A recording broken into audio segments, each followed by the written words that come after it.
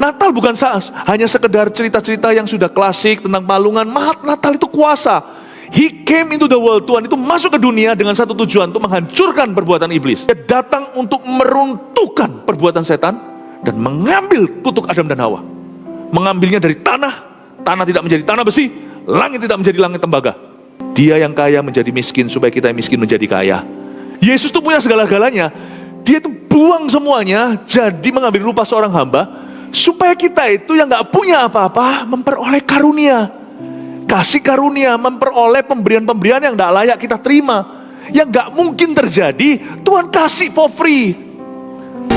Hanya Kau yang ada di tahta hati kami, karena Engkau sudah menjadi Tuhan dan Raja atas setiap kami. Makasih Tuhan Yesus, Engkau adalah Allah yang tepat janji dalam hidup kami. Tak ada satupun yang Kau firmankan atas hidup kami yang akan gugur ke tanah tanpa digenapi. Kami ingin dekat dengan-Mu Tuhan. Ajari kami untuk mengenal isi hati-Mu. Bantu kami untuk memandang, melihat kasih-Mu, bukan keadaan kami. Kami bersyukur kami punya Allah seperti Engkau, Tuhan Yesus Kristus, yang penuh dengan kasih karunia. Makasih Bapa, sampaikan sabda-Mu lewat hamba-Mu, pakai hamba-Mu sembunyikan di balik salib-Mu, dan berkati sesi pemberitaan firman ini benar-benar mengubahkan kehidupan dan paradigma kami.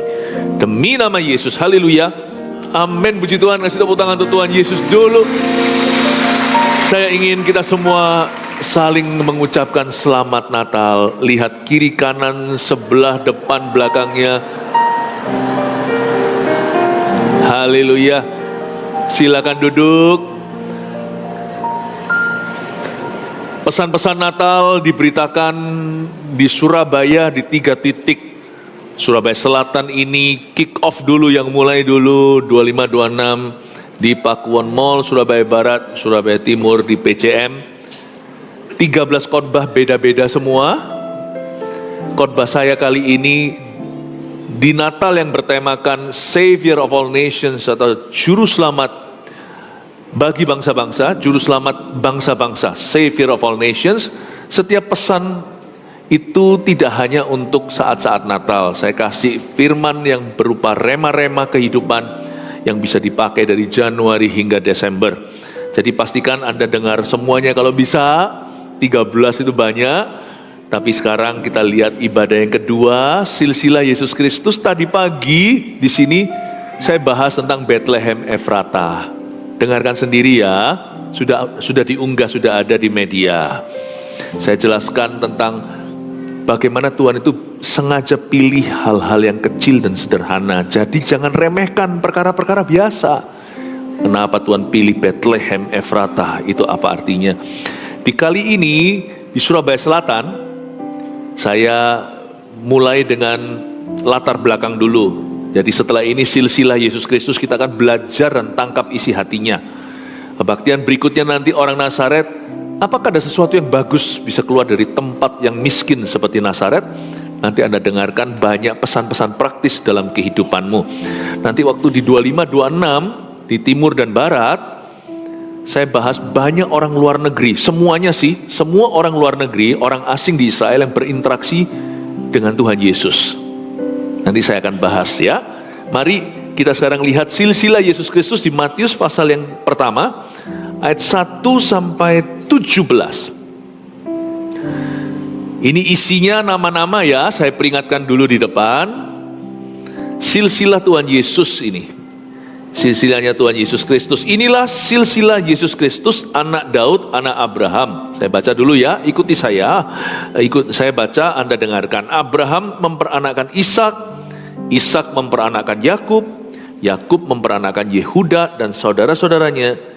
Yehuda memperanakkan Peres dan Zerah dari Tamar. Peres memperanakkan Hezron, Hezron memperanakkan Ram, Ram memperanakkan Aminadab, Aminadab memperanakkan Nahason, Nahason memperanakkan Salmon. Semua nafas dulu. Salmon memperanakkan Tuna, Tuna memperanakkan Kakap Merah, Kakap Merah memperanakkan Pindang, bukan ya? Salmon memperanakkan Boas dari Rahab, Boas memperanakkan Obed dari Rut, Obed memperanakkan Isai, Isai memperanakan Raja Daud. Daud memperanakan Salomo dari istri Uria, Batsheba. Salomo memperanakan Rehabeam. Rehabeam memperanakan Abia. Abia memperanakan Asa. Nafas dulu. Jangan putus di sini. Kalau putus di sini namanya putus asa. Tapi Asa harus memperanakan Yosafat. Yosafat memperanakan Yoram. Yoram memperanakan Uzziah. Uzziah memperanakan Yotam. Yotam memperanakan Ahaz. Ahaz memperanakan Hizkia. Hizkia itu loh, Raja Hizkia yang ditambahi 15 tahun usianya sama Tuhan. Lanjutkan ayat 10. Hizkia memperanakan Manasye. Manasye memperanakan Amon. Amon memperanakan Yosia. Yosia memperanakan Yekonya dan saudara-saudaranya pada waktu pembuangan ke Babel. Berhenti di situ, lihat kanan kirinya, katakan, ayo terus ngikut ya, sabar dulu. Katakan, Tuhan sudah hampir datang. Sesudah pembuangan ke Babel, Yekonya memperanakan Shealtiel. Shealtiel memperanakan Zerubabel. Zerubabel itu kan governor, itu kan gubernur. Lucu ya, dari Abraham bisa ada anaknya, keturunannya nanti jadi gubernur. Zerubabel memperanakan Abihud. Abihud memperanakan dangdut. Bukan. Abihud memperanakan Eliakim. Eliakim memperanakan Azor. Azor memperanakan Zadok. Zadok memperanakan Akim. Akim ini orang Medan rasanya ya. Akim ya. Ahau ya. Akim memperanakan Eliud. Eliud memperanakan Eleazar. Eleazar memperanakan Matan. Matan memperanakan Yakub. Yakub lagi. Ini bukan Yakub Ishak Yakub, bukan Yakub lain. Yakub memperanakan Yusuf, suami Maria, yang melahirkan Yesus yang disebut Kristus. Jadi seluruhnya ada 14 keturunan dari Abraham sampai Daud. Katakan 14. 14 keturunan dari Daud sampai pembuangan ke Babel. Katakan 14.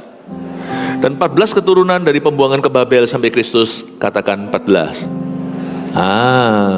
Baca gini itu bisa boring. Menunggu-nunggu penggenapan janji juga bisa membosankan sekali. Makanya Tuhan kasih selera humor. Di tengah-tengah tadi saya sengaja bercanda salmon memperanakan tuna, kakap merah, supaya Anda tidak tersesat di dalam buku nama-nama. Tuhan itu memberikan banyak hal berkat-berkat biasa di hidup ini. Selera humor, rekreasi, liburan. Tapi itu bukan tujuan. Kita harus selesaikan fasal. Sama dengan hidup kita, Tuhan itu punya rencana besar. Tapi di tengah-tengahnya itu nanti kita itu diizinkan Tuhan menikmati itu, menikmati ini, punya itu bukan tujuannya. Silsilah Yesus Kristus itu tentang Yesus. Hidupmu juga tentang Yesus. Setiap kejadian itu silsilah Tuhan. Tuhan mau menjadikan hidup kita waktu ada di gunung dan ketika kita di lembah, itu semuanya adalah silsilah Yesus Kristus. Semuanya adalah cerita tentang Tuhan. Bukan hanya Natal kita merayakan kelahiran Tuhan Yesus, tapi hidup kita harus merayakan kehadirannya. Waktu kita baca semuanya tadi, saya sengaja Hizkia, lalu saya kasih informasi, itu loh yang ditambahi 15 tahun usianya. Kita juga perlu untuk menimba ilmu, punya pengetahuan, belajar sana sini, tahu itu dan ini, supaya hidup kita itu tidak encer, supaya hidup kita itu tidak ambar. Kita tuh tahu perjalanan itu. Orang kalau baca gini hanya seperti daftar nama, hanya seperti buku telepon. Tapi kalau kita punya pengetahuan, kita punya benang merahnya, kita bisa lihat, oh iya ya, wah. Jadi perenungan kita itu lebih kaya. Makanya yang sekolah sungguh-sungguh, yang ke gereja MSJ 1, MSJ 2, belajar apa itu visi My Spiritual Journey. Kita jadi ngerti gitu loh, untuk apa kita melayani. Kenapa nanti Servolution bulan Januari, kenapa ada rekrutmen, kenapa saya harus melayani Tuhan. Kalau kita punya pengetahuan, kita punya silver lining, kita punya benang merahnya. Hidup kita itu gak tersesat dalam sekedar kejadian-kejadian tanpa arti, tanpa makna. Jadi saya jelaskan tentang Hizkia, jadi kita ngerti, oh iya ya, Abraham itu orang biasa, bekas penyembah berhala diselamatkan Tuhan. Bawah-bawahnya ada Sealtiel, Serubabel, ada gubernur, ada raja, ada nabi, terakhirnya Mesias. Jadi kita ngerti. Jadi jangan pernah jadi orang Kristen itu hanya sekedar bisa berdoa menyembah tapi nggak punya pengetahuan. Kita harus belajar firman. Ngerti nggak ngerti baca Alkitab, nanti ngerti kemudian kalau belum ngerti hari ini. Ayo jadi orang Kristen yang berpengetahuan. Jadi anak-anak Tuhan yang pintar. Ya, kita harus mahir di mana Tuhan tempatkan. Ya harus ngerti apa yang dibutuhkan di bidang itu. Pelajari, minta hikmat dari Roh Kudus. Kalau kita baca semuanya ini silsilah, Tuhan itu indah. Waktu kita membaca nama-nama kayaknya cuman, biasanya kalau kita baca begini kita singkat-singkat ya kan.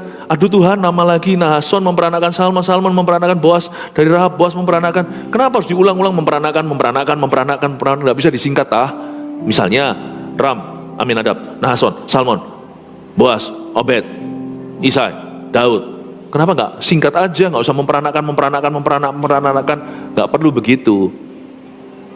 Kadang-kadang kita mau bypass. Tapi ayat-ayat firman ini kekerasannya seperti bertele-tele, padahal bukan. Waktu kita baca Alkitab, bukan hanya yang dilatih itu otak kita. Kita juga dilatih kesabaran. Kalau saya baca ayat-ayat seperti ini, waktu pertama kali saya jadi orang Kristen lahir baru, saya nggak perlu cari arti rahasianya, mikir, kira-kira apa ya artinya, nggak usah. Saya belajar baca dengan teratur, tidak skip, tidak lompat. Atau nama-nama sudah langsung aja pasal 2. Ternyata yang ditempa itu bukan otak saya saja. Waktu saya baca firman, yang ditempa adalah karakter saya. Kesabaran sedang dibentuk. Tuhan sedang memproduksi ketekunan. Tuhan latih saya untuk saya itu enggak lompat-lompat, loncat-loncat, bajing loncat. Ya, saya tidak diizinkan oleh Tuhan untuk menjadi orang yang mudah menyerah. Atau bosanan kalau nggak suka. Saya dibentuk sama Tuhan untuk tekun dan sabar, untuk belajar menanti-nantikan Tuhan. Setelah baca Alkitab beberapa kali, saya mulai mengerti beberapa nama-nama ini. Karena waktu saya mulai baca perjanjian baru, perjanjian lama, nama-nama itu seperti ring a bell. Nama-nama itu seperti, rasanya sudah pernah saya baca. Iya, Hizkia. Oh iya, tentang Raja Asa. Waktu saya baca di kitab Raja-Raja, tiba-tiba muncul sendiri. Jadi orang Kristen itu jangan begini. Yang terutama itu pengertian kita. Belajar percaya Tuhan dan jangan bersandar pada pengertian sendiri. Ya, tadi sudah kita baca semuanya. Mari kita sekarang pelajari apa yang kita bisa petik tentang silsilah Yesus Kristus. Cerita Natal itu klasik, klise, Yesus datang di palungan. Tapi bayangkan, seorang Allah pencipta alam semesta, hanya ada satu Allah, Allah itu Esa. Dan dia memilih jadi begitu kecil, pencipta kita menjelma sebagai manusia melalui embrio orok bayi. Coba bayangkan Yesus itu pernah jadi sekecil biji sesawi di perut Maria. Pasangan suami istri yang punya anak, waktu tes pack keluarnya positif, wah bahagia sekali, senang sekali. Itulah berkat pernikahan. Kalau sebelum nikah tiba-tiba hamil, itu horor. Tapi di waktu yang tepat, semua indah pada waktunya. Waktu sudah menikah, ketika lihat tes pack-nya, apalagi sudah menunggu 7 tahun, tidak pernah punya momongan, haleluya, hosana, hosana indah hayas. Stripnya 2, hamil istriku. Pergi ke dokter, diberitahu sudah berapa minggu, udah telat haid. Lalu habis itu dicek USG. Apalagi sekarang sudah berapa D, berapa dimensi. Kalau dahulu kan flat, sekarang udah ada 3D, 4D. Lalu ketika dicek, itu loh. Papa mama yang tidak pengalaman ini adalah bayi pertamanya, masih janin lagi. Lihat-lihat, mana dok? Itu loh, dokter kan lihat ribuan bayi. Itu loh, mana? Cuman 1 dot. Lebih kecil daripada biji beras. Kecil sekali, cuman dot. Bayangin, pencipta yang maha kuasa jadi 1 dot. That's how desperately He is seeking you. Seperti itu, seperti segitunya Tuhan itu rindu menjangkaumu dan menjangkauku. Dia masuk ke dunia kita jadi kecil lagi, jadi manusia meskipun tidak lahir melalui sperma. Kalau Anda lihat silsilah ini dipenuhi dengan orang-orang dengan segala sejarah mereka, termasuk orang-orang berdosa. Nanti Anda akan lihat di sini ada seorang mantan pelacur. Anda lihat berbagai tipe-tipe orang. Tapi karena Yesus itu dikandung karena kuasa Roh Kudus, bukan karena sperma pria, dia bukan keturunan orang berdosa, tapi karena dia lahir dari kandungan mama, dia 100% manusia. Yesus tanpa dosa, digantung di kayu salib untuk kita. Tapi sebelum cerita Golgota, bayangkan saudara, dia itu masuk ke dunia kita, infiltrasi, interupsi ilahi. Dia masuk, Allah menjelma jadi manusia, jadi satu dot, titik. That's how much He loves you. Dengan kata lain, cerita Natal adalah suatu kesaksian bagaimana Allah rindu dekat sama kita, sampai-sampai Dia mau jadi seperti kita. Aku ingin dekat denganmu dan masuk di dalam kandungan seorang wanita.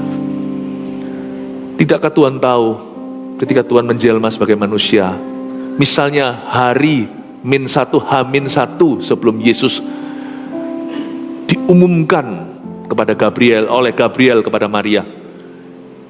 Saya nggak berani bayangkan itu tidak ditulis firman, tetapi coba bagaimana perasaan Tuhan yang Maha Kuasa mau masuk ke dunia manusia yang penuh dengan gejolak. Itu seperti seorang yang kaya raya masuk ke tempat kumuh dan bahaya. Tidakkah Dia tahu dia akan dibunuh dan dianiaya? Allah itu Maha tahu kalau ini sudah benar teologianya. He is an all-knowing God. Dia tahu loh, Dia masuk ke bumi, ya, Dia mulai menyusup ke dalam sejarah manusia. Itu berarti minta masalah. Dan Dia tidak boleh main Allah, tapi mengambil rupa seorang hamba menjadi sama seperti manusia, menjadi embrio kecil, lalu habis itu menjadi janin, taruh di palungan, semua isinya sengsara. Bukankah Tuhan yang menginspirasi Musa menuliskan bahwa hidup manusia itu 780 dan semuanya isinya adalah penderitaan? Tidakkah Yesus tahu He was looking forward to suffering? Dia itu sungguh-sungguh mengantisipasi. Coba kalau anak kita mau pergi luar negeri, wah senang sekali, mau honeymoon ya kan, atau mau pergi kemana jalan-jalan, wah packing semuanya sudah, ngepak-ngepak barang, karena perginya aman dan juga tujuannya nyaman dan pergi untuk berliburan. Tapi bagaimana jikalau misalnya Anda membawa salah satu anggota keluargamu untuk kemoterapi, atau pergi untuk operasi yang membahayakan 7-9 jam, dan tentu bangun lagi. Kalau kita itu mengantisipasi suffering, stres sekali. Coba bayangkan seluruh sorga diam sebelum hari Natal itu. Karena the darling of heaven, karena putra mahkota sorga, anak Allah yang maha tinggi, akan segera dikirim dan diutus ke bumi untuk mati. That's how much He loves you. Saya tidak melihat Natal itu sekedar cuman suatu perayaan. Sebenarnya yang layak terima kado itu bukan kita. Kenapa Tuhan yang menderita kok kita yang dapat kado Natal? Mestinya Tuhan yang dapat kado, yaitu mempersembahkan hidup kita kepadanya. Inilah silsilah Yesus Kristus. Kita lihat sekarang ya, anak Daud, anak Abraham. Abraham memperanakan Ishak. Stop. Matius ini ada comparison, ada perbandingannya. Kalau Anda baca di Lukas pasal 3, nggak usah dibuka, itu juga silsilah. Tapi silsilahnya di Lukas itu ditulis oleh Dr. Lukas, satu-satunya penulis Alkitab yang non-Yahudi kali.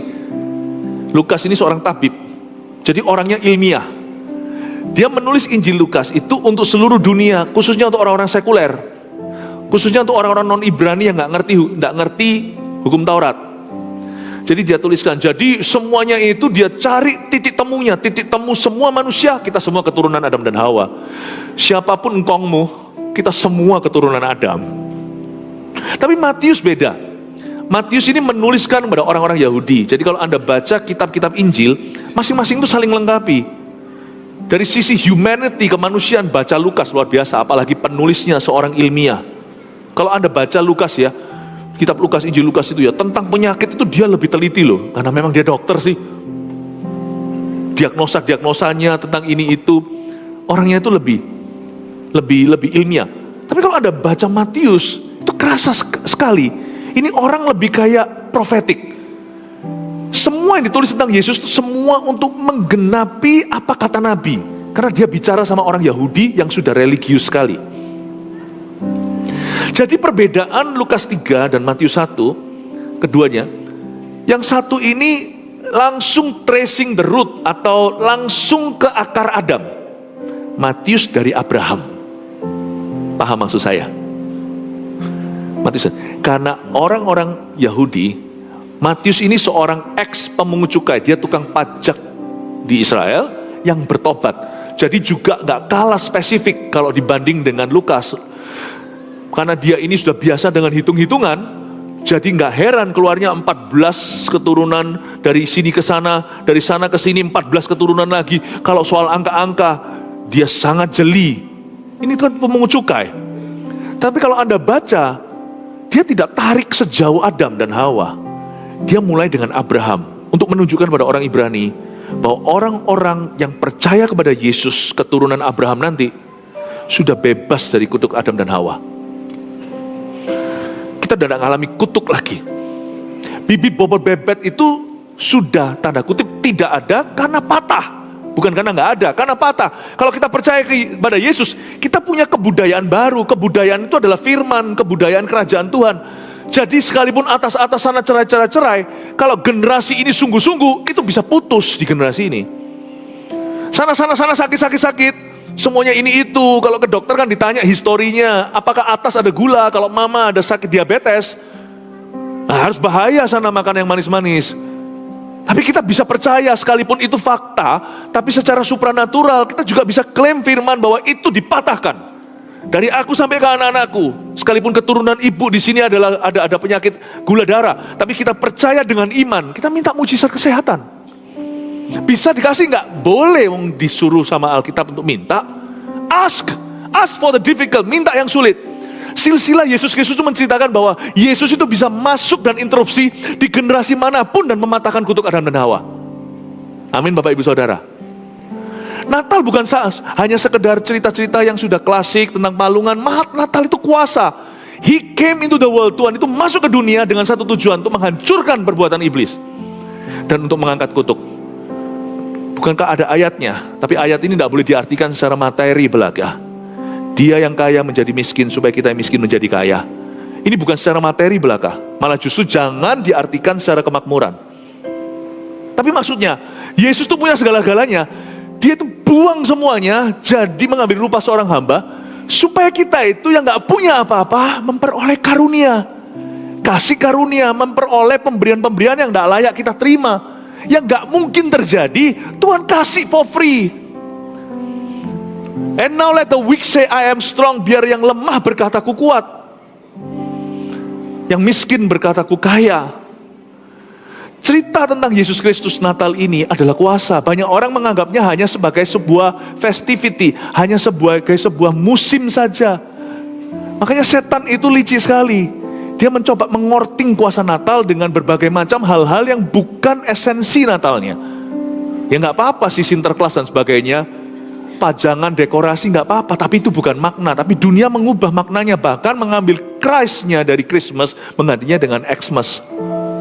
Saya nggak pernah kalau WA-an sama orang berkata Merry Xmas. Saya nggak mau hilangkan Christ-nya. Kalau saya mau hemat, jari saya nggak mau lelah, maka saya akan berkata Merry Christ X. Mesnya yang saya hilangin.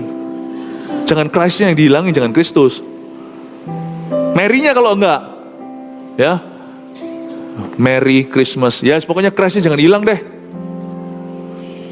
Karena Natal itu bukan soal suasana, Natal itu kuasa. Untuk inilah Anak Allah datang untuk menghancurkan perbuatan iblis. Dia datang untuk meruntuhkan perbuatan setan dan mengambil kutuk Adam dan Hawa.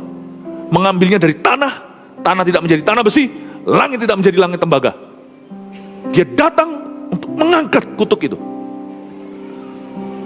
Caranya dia mengangkat kutuk adalah dia sendiri menjadi kutuk itu. Dia masuk dalam dunia kutuk, yaitu duniamu dan duniaku. Seperti kau dan aku tanpa dosa, lalu dia angkat semuanya sebagai hero-nya. Jadi saya tidak mau Anda hanya beriman datang ke gereja hanya cuman perayaan Natal. Mari kita percaya kuasa Tuhan bisa mengubahkan sesuatu di hidupmu. Claim that, claim itu. Dan Yesus tidak keberatan loh, Yesus mau. Nah tujuannya kan itu. Yesus tidak berubah dahulu, sekarang, selama-lamanya. Natal berdana, dan Natal setelah sekian ribu kali di dunia, Yesus tetap tidak berubah.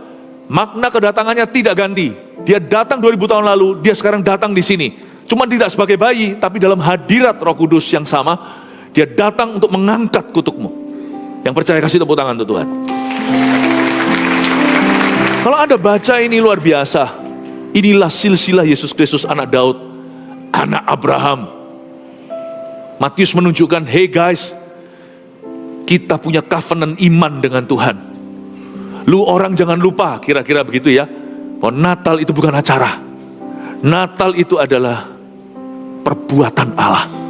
Karena begitu besar kasih Allah akan dunia, dia mengirim anak yang tunggal, supaya barang siapa percaya, pertama-tama dapat kado ini, memperoleh hidup yang kekal, tidak binasa. Lalu setelah itu, kalau hidup kekal pun diberi, apa yang dia tidak akan berikan jika engkau meminta. Inilah silsilah Yesus Kristus, anak Daud, anak Abraham. Coba sekarang kita lihat ya, apa yang terjadi. Abraham memperanakkan Ishak. Berhenti di sana, kita tahu waktu dia punya anak Ishak, umurnya cepek, umurnya 100. Kadang-kadang ada berkat yang sifatnya mujizat, ada berkat yang sifatnya instan. Tapi ada berkat pula yang diterima lewat panjang sabar. Kebaktian tadi pagi saya juga ada singgung soal ini, tapi saya singgung sedikit di sini.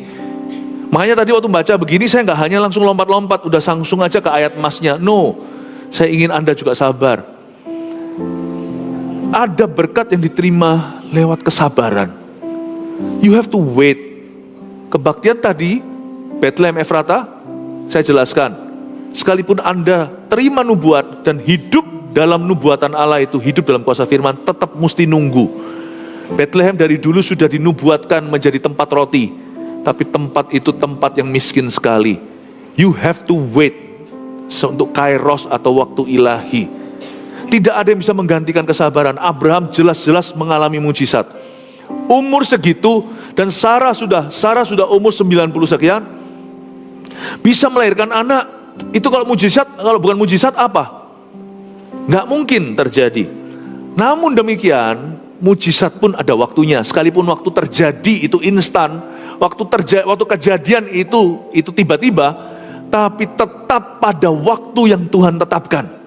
Abraham memperanakkan Ishak setelah menunggu sekian puluh tahun sejak pertama kali Tuhan berfirman.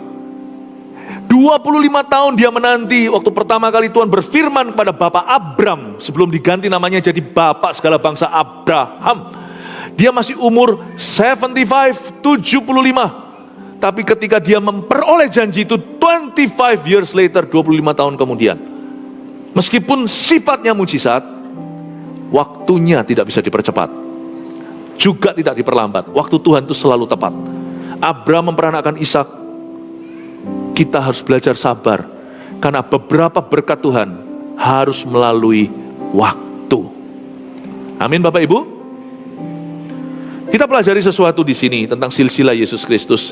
Sekalipun Yesus hadir di setiap kilometer hidupmu, tidak selalu dia menjadi pembuat mujizat atau selalu melakukan suatu mujizat dalam hidupmu. Tahun ini adalah tahun pergeseran hebat. Sebagian di antara kita berkata, tapi mana mujizatnya? Bukankah Pastor Philip berkata pergeseran yang hebat dan mujizat? Beberapa orang mengalami mujizat, tidak sedikit.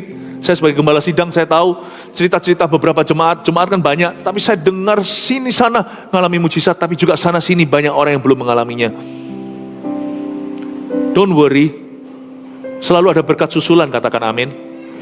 Dan waktu Tuhan itu selalu tepat. Abraham memperanakkan Ishak, dia menantikan sekian lama, tetapi setelah itu dia memperolehnya. Janji Tuhan itu tidak akan lekang oleh waktu. Sekali kau memperoleh janji, kita sudah punya perjanjian dengan Tuhan. Pegang itu erat-erat. Kata Habakuk berkata begini, jikalau itu belum dialami, kalau Tuhan sudah berfirman namun kau belum mengalaminya, tuliskan pada loh batu, lebih tepatnya sekarang loh hati.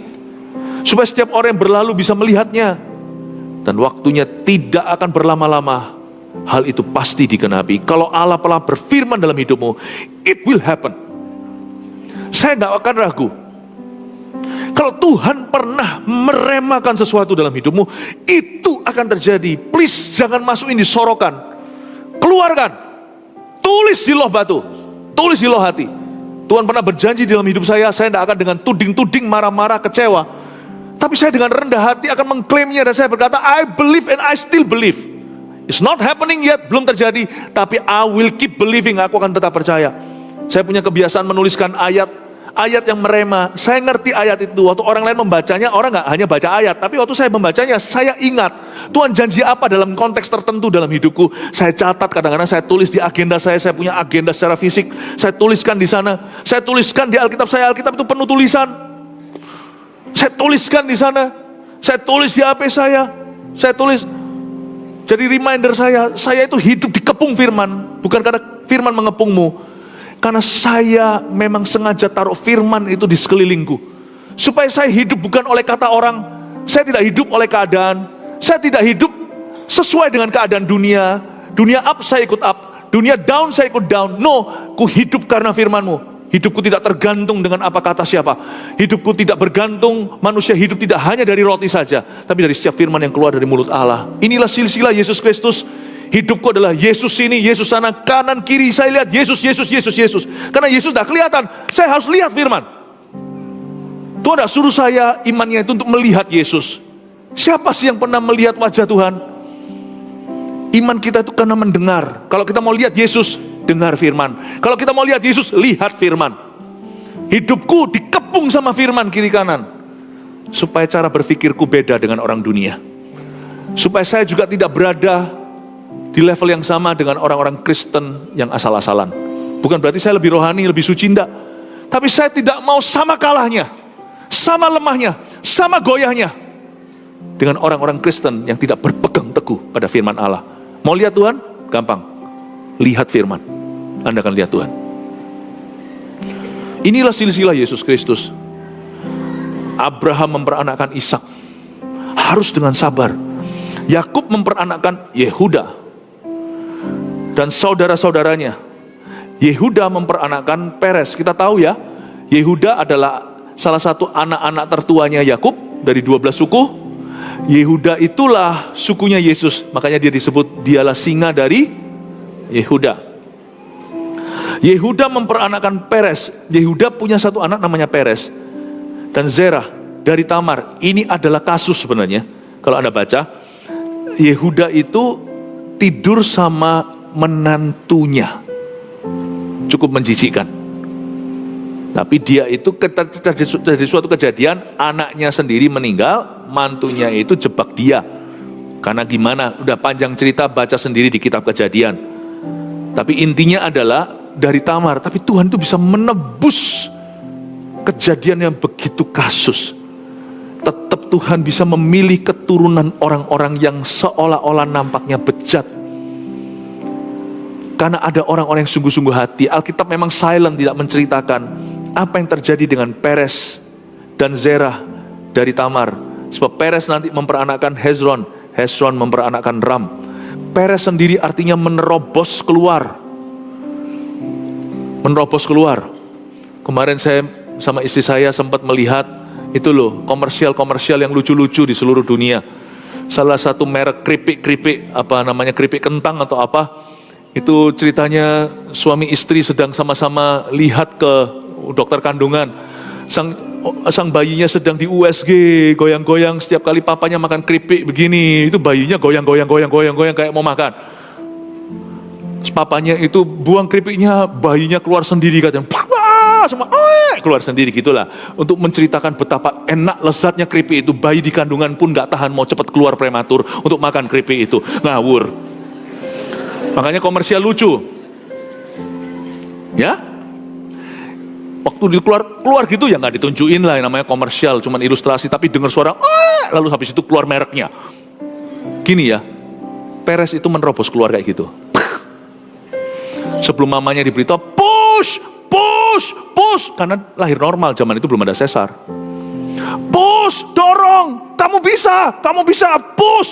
Lalu ada suami yang berkata, gitu aja nggak bisa. Wah, dicubit sama istrinya, lu nggak pernah rasa bersalin sih. Ya, belum keluar, belum push satu, baru belum Perez itu keluar menerobos. Kayaknya saya nggak tahu apa yang terjadi, hanya Tuhan yang mengerti. Tapi ada di dalam generasi itu orang-orang yang push untuk melihat perkara Tuhan. Sesuai dengan namanya mungkin itu sifatnya. Tahu nggak? Nasib keluarga itu bisa berubah kalau ada orang yang berpegang teguh pada Tuhan dan pada janjinya. Orang-orang yang melawan arus untuk menghadirkan Yesus dalam keluarganya. Bapak Ibu Saudara, Tuhan itu bisa memakai siapa saja, termasuk keturunan dari orang-orang yang serasa seperti tidak mungkin Tuhan akan pilih. Tapi Tuhan bisa melahirkan perkara-perkara ilahi. Inilah silsilah Yesus Kristus. Ironis sekali, orang-orang ini nampaknya tidak bisa dipilih, tapi karena Tuhan berdaulat dan Tuhan memberi kesempatan. Kalau kita lihat ya cerita silsilah Yesus Kristus ini, saya terharu. Yesus itu sungguh-sungguh juru selamat orang berdosa. Tuhan tuh bisa pilih orang-orang yang kita enggak masuk dalam pikiran dan naluri kita. Yehuda memperanakan Perez dan Zerah dari Tamar. Perez memperanakan Hezron. Hezron memperanakan Ram. Terus tadi kita sekarang mulai ayat 5. Salmon memperanakan Boas dari Rahab. Salmon ini bukan ikan-ikanan.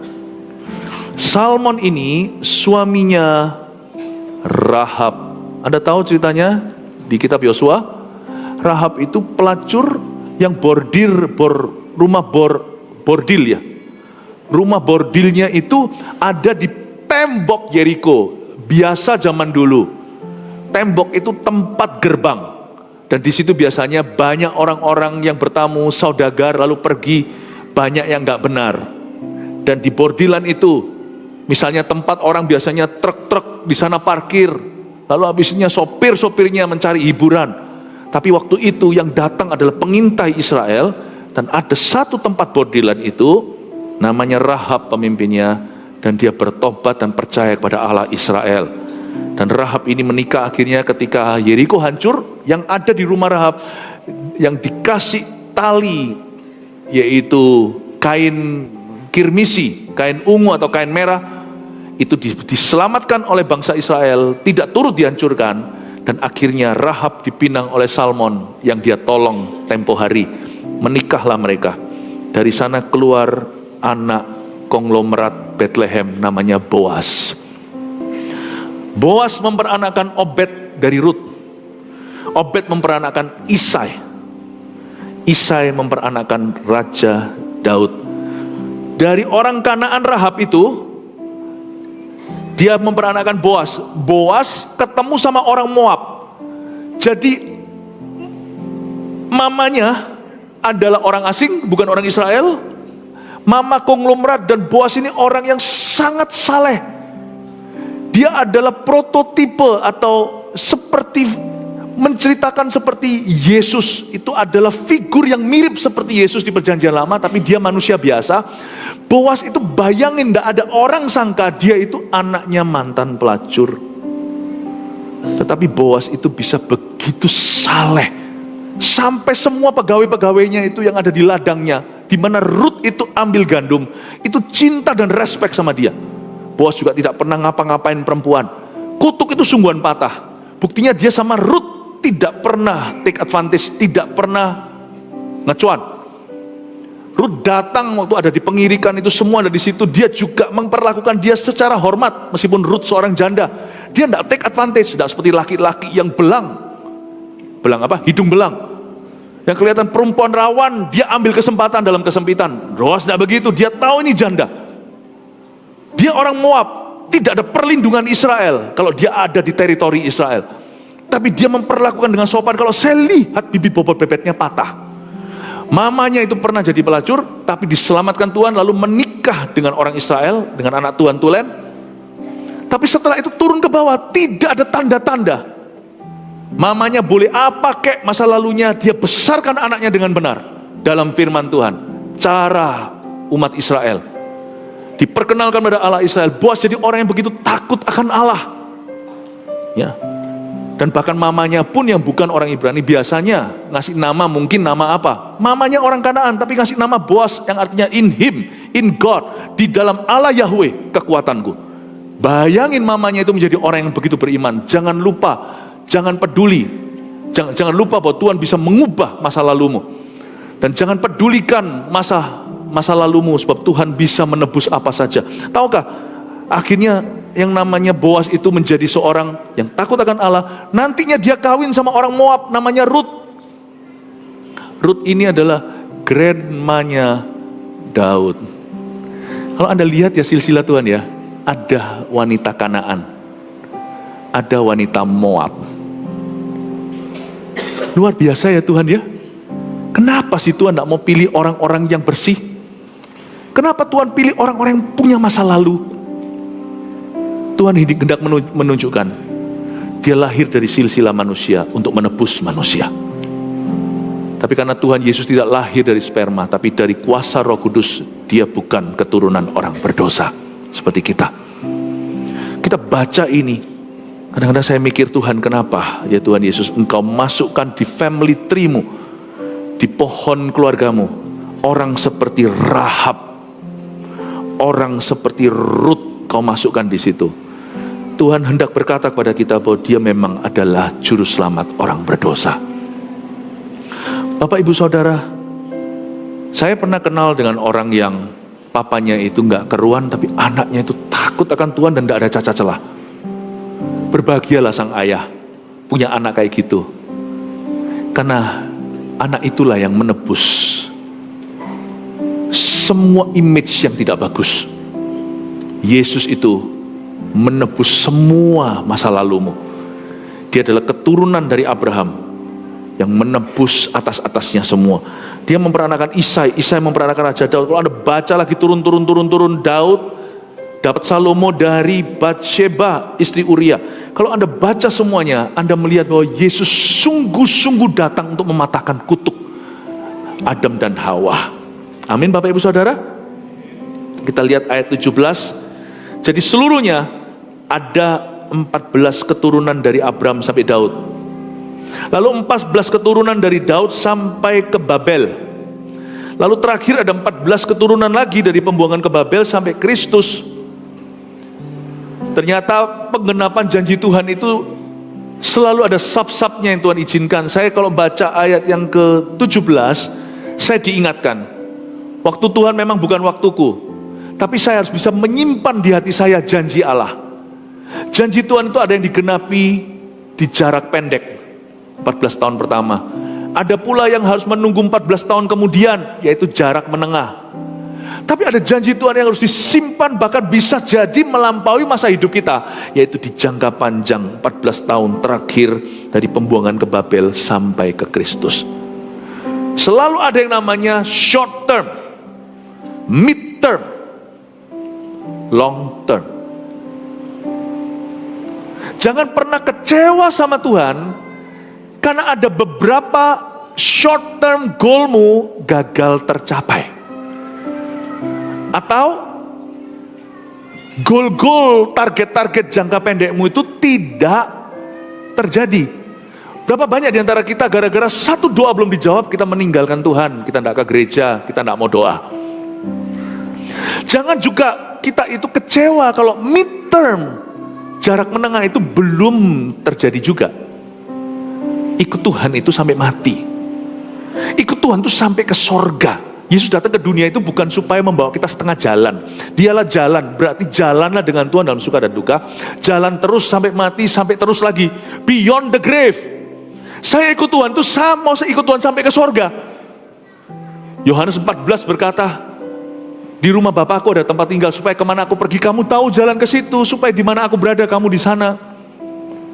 Jangan gelisah, percayalah kepada Allah. Kata percaya situ bukan hanya belief, percaya secara doktrin. Percaya di situ artinya trust. Trust me, trust your life to me. Percayakan hidupmu kepadaku. Trust itu trust semua. Makanya kalau ikut Yesus jangan pegangi terus berhala. Kalau kita udah percaya Tuhan, lepaskan apa yang jadi berhalamu. Trust. Ikut Yesus kalau cuman belief, cuman hanya percaya secara doktrin saja, atau hanya mempercayai, apa bedanya sama setan? Setan juga percaya Yesus adalah anak Allah. Kalau kita melayani kelepasan, ya setan tuh tahu loh siapa Yesus, dan dia percaya, makanya dia takut. Kalau percaya sama Tuhan itu jangan berhenti sampai belief, doktrin saja, atau hanya percaya secara pengetahuan. Percaya sama Tuhan itu mempercayakan, itu baru namanya percaya. You put your trust, percayakan ke Tuhan. Itu berarti percayakan masa depan, percayakan segala keputusan. Kalau Tuhan bilang sama orang muda, janganlah kau jadi pasangan tidak sepadan, percaya deh. Pasti Tuhan itu tahu apa yang dia katakan. Tuhan mengerti sesuatu yang belum kau lihat, belum kau alami, tapi Tuhan sudah ada di sana untuk memperingati. Jangan dilanggar. Saya tidak mau melanggar firman bukan karena saya itu takut dihukum. Saya nggak mau melanggar firman karena saya tahu itu kebodohan. Kalau saya langgar, saya sendiri yang benjut-benjut. Saya sendiri yang akan kejeduk. Saya sendiri yang akan kesakitan. Saya nggak mau melanggar firman bukan karena saya takut hukuman. Saya nggak mau melanggar firman karena firman itu kebenaran.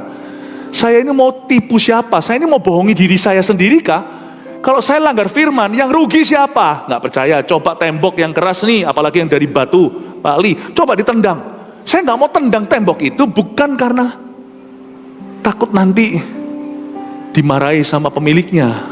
Saya nggak mau tendang tembok itu karena saya sayang sama diri saya, supaya jangan sampai kaki saya bengkak lalu masuk ke UGD nanti. Saya tidak langgar firman bukan karena saya rohani. Saya tidak langgar firman karena saya smart. Karena saya tahu kalau saya langgar itu, saya sendiri yang kejeduk. Percuma kau tendang galah, hai Saulus, Saulus, kenapa kau aniaya aku? Kau teruskan, itu jalanmu hanya neraka, nggak ada bagusnya.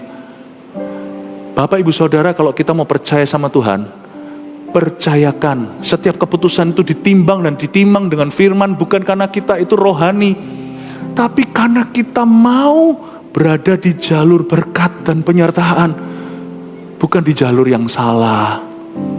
Percayakan masa depanmu. Waktu kita jatuh, kalau kita membuat kesalahan, percayakan kembalimu. Kalau kita berdiri, percayakan jalanmu supaya jangan jatuh. Setiap musim hidupmu, percayakan ke Tuhan. Inilah silsilah Yesus Kristus. Everything itu listen to Jesus. Bukankah Yesus ketika diwahyukan kepada dunia, pertama kali saat baptisan, lalu terbuka langit, lalu turunlah roh Allah. Bukankah ada suara, inilah anakku yang kukasihi, dengarkanlah dia. Diulang lagi loh. Pada waktu transfigurasi, Yesus membawa ke gunung tinggi, entah itu gunung di mana. Yang dibawa cuma 3 muridnya yang terdekat, yaitu Petrus, Yohanes, Yakobus. Waktu awan menutupi kepala mereka, Petrus lagi ngoceh sendiri karena dia salah tingkah. Bisa nggak aku buatkan tenda, satu untuk Tuhan, satu untuk Musa dan Elia? Ada suara, lalu dia diamlah. This is my son, listen to him. Inilah anak yang kukasihi, dengarkan dia. Silsilah Yesus Kristus, listen to him. Tahun depan juga sama. Saya akan baca berita, saya tahulah apa yang terjadi, perubahan-perubahan. Jangan kita juga miskin informasi. Tapi jangan bangun tidur langsung cari info dan berita. Nanti hatimu terpaut. Sebelum otakmu diisi, isi hati. Hati harus diisi firman, supaya kita hidup bukan oleh kata dunia dan keadaan. Supaya kita hidup oleh firman. Kalau kita hidup oleh firman, kita itu hidup oleh janji. Kalau kita hidup oleh janji, ada perkecualian, ada peluputan, katakan amin. Kemenangan kita itu terjadi bukan karena hoki. Kemenangan kita terjadi kadang-kadang diizinkan untuk lawan arus. Kadang-kadang Tuhan akan tuntun kita seolah-olah pergi kepada suatu yang bahaya seperti Laut Merah. Tapi kalau Tuhan itu yang merema dan tuntun kita di sana, percayalah akan ada hukum lain selain hukum fisika yang berlaku atas kita. Ketika Musa mengangkat tongkatnya, membelahlah Laut Merah. Anak Tuhan itu selalu ada mengalami perkecualian. Kalau Anda dan saya di tahun 2025 ikut Tuhan dari firman, kalau kita dengarkan Yesus, gak berubah itu pewahyuan Bapa. Inilah anakmu yang kau kasihi. Aku dengarkan dia. Kalau itu cara kita hidup dan itulah kekristenan kita. Saya gak janji hidupmu mulus, hidupku juga tidak mulus. Saya gak janji Anda tidak akan mengalami masalah, kita semua punya masalah. Saya janji akan ada penyertaan Allah karena namanya disebut Immanuel, Allah beserta. Berapa banyak jemaat datang ke saya, termasuk yang punya bidang usaha, dan berkata, Pastor Philip, benar kata pastor, tahun pergeseran hebat, semua hancur, ini itu, orang berkata wait and see segalanya, saya malah justru bisa bangun tahun ini. Ada lagi yang berkata, memang beda ya, anak-anak Tuhan yang ikut visi ini tidak mengalami masa paceklik. Dunia berkata krisis, kita mengalami Kristus. Mereka berkata krisis, kita mengalami Kristus. Mereka berkata krisis, kita mengalami Kairos. Kuncinya bukan di keberuntungan, apa yang harus kulakukan ya? Apakah ada kunci-kuncinya seperti mantra atau teori? Tuhan itu tidak ada teorinya. Ikut Tuhan itu harus personal. Ikut Tuhan itu harus fresh, harus segar. Kalau kita ikut sama Tuhan, inilah anakku kata Bapa, yang kukasih, kepadanya aku berkenan. Dengarkan dia. Kalau kita mendengarkan dia, your life will be different di 2025. Saya minta hidup saya itulah silsilah Yesus Kristus. Saya minta. Antara kadang-kadang saya adalah palungan, saya adalah tempat hina waktu saya lagi tidak punya apa-apa, waktu saya lagi hancur.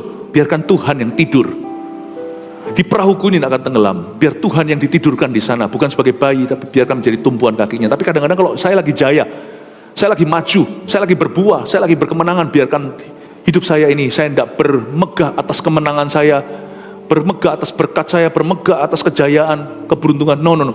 Kalau saya lagi beruntung, biarkan hidupku seperti tahta bagi sang raja. Biar dia duduk di atas keberuntunganku. Biar dia dimuliakan di atas kejayaanku dan kemenanganku. Tapi kalau saya lagi di bawah, biar saya jadi palungannya. Pokoknya hidupku ini silsilah Yesus Kristus. Everything is Jesus. Mari kita buat komitmen seperti itu di hari Natal ini. Ya, jadikan Yesus segala-galanya. Karena memang dia adalah Mesias. Kalau kita baca di ayat 17, saya melihat bahwa ada short term goal, mid term goal, long term goal.